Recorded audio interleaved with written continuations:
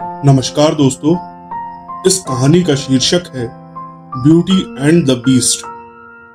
इसी तरह की रोचक, मनोरंजक, मनोहरी और नैतिक दृष्टिकोण वाली कहानियों को सुनने के लिए हमारे channel it's story time official को सब्सक्राइब करें और हमारे वीडियोस को लाइक, कमेंट और शेयर करके हमें सपोर्ट करें। धन्यवाद। आइए सुनते हैं इस अद्भुत कहानी को। सदियों पहले वंडरवेल नाम के देश में एक छोटा सा कस्बा हुआ करता था जिसका नाम था एवरग्लेड। वहां रोवन स्विफ्ट नाम का एक व्यापारी रहा करता था। उसकी 3 बेटियां थीं जिन्हें वो बहुत प्यार करता था। रोवन स्विफ्ट को हमेशा अपनी तीनों बेटियों की चिंता लगी रहती थी क्योंकि उसे व्यापार करने के लिए अक्सर दूसरे देशों में जाना पड़ता था। जब भी वो वापस आता था तो वो अपनी बेटियों के लिए तोहफे जरूर लेकर आता था। तीनों बेटियों में से सबसे छोटी बेटी का नाम लूना था, जो सुंदर होने के साथ ही समझदार भी थी। क्योंकि वो काफी सुंदर थी, इसीलिए उसके घर पर सब उसे ब्यूटी कहकर बुलाया करते थे। उसे हर कोई पसंद करता था। एक बार रोवन स्विफ्ट को व्यापार के सिलसिले में समुद्र के रास्ते से किसी दूसरे देश जाना पड़ता है। जब वो वापस लौट रहा होता है तो एक बहुत बड़े तूफान के कारण उसका सारा कमाया हुआ धन समुद्र में डूब जाता है। जैसे तैसे वो अपनी जान बचाकर एक टापू पर पहुंचता है जहां उसे एक बड़ा सा महल दिखाई देता है। वो जैसे ही महल के दरवाजे के पास पहुंचता है तो दरवाजा अपने आप खुल जाता है और फिर रोवन स्विफ्ट महल के अंदर चले जाता है। जब वो अंदर पहुंचता है तो महल की खूबसूरती को देखकर दंग रह जाता है। वो महल अंदर से बहुत सुंदर दिख रहा होता है और उसके बीचों बीच बड़ी सी मेज रखी हुई होती है जिस पर तरह तरह के खाने के पकवान सजे रखे होते हैं। रोवन स्विफ्ट को काफी भूख लग रही होती है तो वो मेज से एक सेब उठाकर खा लेता है। तभी वहां एक बीस्ट यानी राक्षस के हंसने की आवाज आने लगती है। रोवन स्विफ्ट आवाज सुनकर डर जाता है और छुपने के लिए जगह ढूंढने लगता है।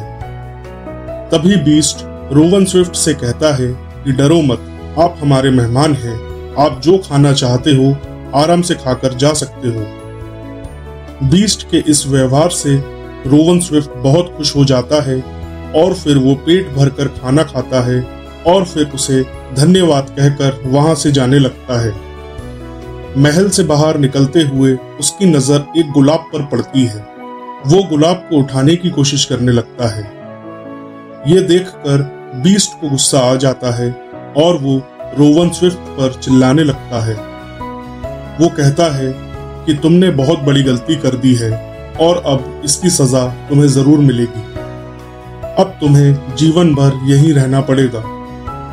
ये सुनकर रोवन स्विफ्ट बहुत डर जाता है और बीस्ट से कहता है कि आप मुझे माफ कर दो। घर में 3 बेटियां मेरा इंतजार कर रही हैं। मेरे अलावा उनका कोई भी नहीं है। ये सुनकर बीस्ट रोवन स्विफ्ट से कहता है कि यदि तुमको यहाँ नहीं रहना है तो तुम्हारी जगह किसी और को यहाँ रहना होगा। इतना कहकर बीस्ट रोवन स्विफ्ट को जाने देता है। अब रोवन स्विफ्ट दुखी होकर अपने घर लौट जाता है और उदास रहने लगता है। उसकी उदासी को देखकर उसकी तीनों बेटियां उससे कारण पूछती हैं। तब रोवन स्विफ्ट बीस्ट के महल की पूरी कहानी अपनी बेटियों को बता देता है। पिता की बात सुनकर सबसे छोटी बेटी लूना, जिसका नाम ब्यूटी भी था, वो कहती है कि वो महल में जाने के लिए तैयार है।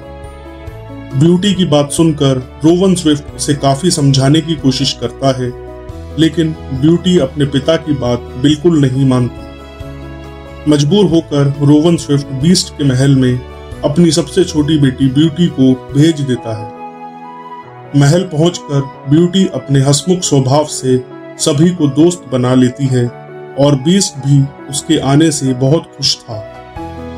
समय बीतने के साथ बीस्ट को ब्यूटी पसंद आने लगती है और वो उससे शादी करने के सपने देखने लगता है, मगर वो ये सोचकर डर जाता कि वो एक राक्षस है उससे इतनी अच्छी लड़की कैसे प्यार कर सकती है। फिर एक दिन हिम्मत करके बीस्ट ब्यूटी से पूछता है कि क्या वो उससे शादी करेगी। ये सुनते ही ब्यूटी बिना डरे बीस्ट को मना कर देती है। ब्यूटी के मुंह से ना सुनने के बाद बीस्ट दुखी होकर चला जाता है।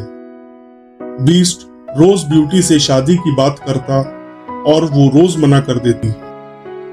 देखते ही देखते बीस्ट उसे अपने महल से वापस घर जाने की इजाजत दे देता है। ये सुनकर ब्यूटी बहुत खुश हो जाती है। इसके बाद बीस्ट लूना को एक अंगूठी देते हुए कहता है कि अगर तुम्हें कभी भी वापस आने का मन करे तो तुम इसे अपनी उंगली से उतार देना। ब्यूटी वो अंगूठी लेती है और अपने घर के लिए वहां से निकल जाती है। ब्यूटी घर पहुंचती है और अपने परिवार के साथ खुशी खुशी रहने लगती है। कुछ ही दिनों के बाद उसे अचानक बीस्ट की याद आने लगती है। वो अपने हाथ से बीस्ट की दी हुई अंगूठी उतार देती है और जादू से महल पहुंच जाती है। वहां पहुंचकर उसे पता चलता है कि उसके जाने के बाद से ही बीस्ट काफी बीमार पड़ गया है। ये देखकर ब्यूटी बीस्ट का पूरी तरह से ख्याल रखती है और फिर बीस्ट कुछ दिनों बाद ठीक हो जाता है।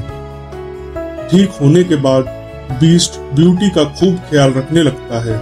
उसका प्यार देखकर ब्यूटी को भी बीस्ट पसंद आने लगता है। एक दिन फिर बीस्ट उससे शादी के बारे में पूछता है तो ब्यूटी इस बार हाँ कर देती है। ब्यूटी का जवाब सुनकर बीस्ट उससे पूछता है कि क्या वो इतने बड़े और अजीब से दिखने वाले राक्षस के साथ जिंदगी भर रह पाएगी। ब्यूटी जवाब देते हुए कहती है हाँ, क्योंकि अब वो भी उससे प्यार करने लगी है। ब्यूटी जैसे ही ऐसा कहती है उसी समय वो बीस्ट अचानक से एक राजकुमार बन जाता है। ये देखकर ब्यूटी चौंक जाती है। तब बीस्ट उसे बताता है कि वो एक बुरे श्राप के कारण राजकुमार से बीस्ट बन गया था। वो आगे कहता है कि ये श्राप केवल सच्चे प्यार से ही दूर हो सकता था, जो कि हो गया। इसके बाद बीस्ट और राजकुमारी शादी कर लेते हैं और फिर दोनों अपनी जिंदगी खुशी खुशी एक दूसरे के साथ बिताने लगते हैं। इस कहानी से हमें ये सीखने को मिलता है कि हमें किसी भी व्यक्ति की भलाई या बुराई का मूल्यांकन केवल उनके चेहरे के रूप में नहीं करना चाहिए, बल्कि हमें उनके आचरण और गुणों को देखकर उनकी पहचान करनी चाहिए। हमें अच्छे और नेक विचारों वाले व्यक्ति को हमेशा सम्मान देना चाहिए। इस तरह के व्यक्ति के साथ समय बिताने से हमें सीखने और उन्हें भलाई प्रदान करने का अवसर मिलता है। कहानी समाप्त। धन्यवाद।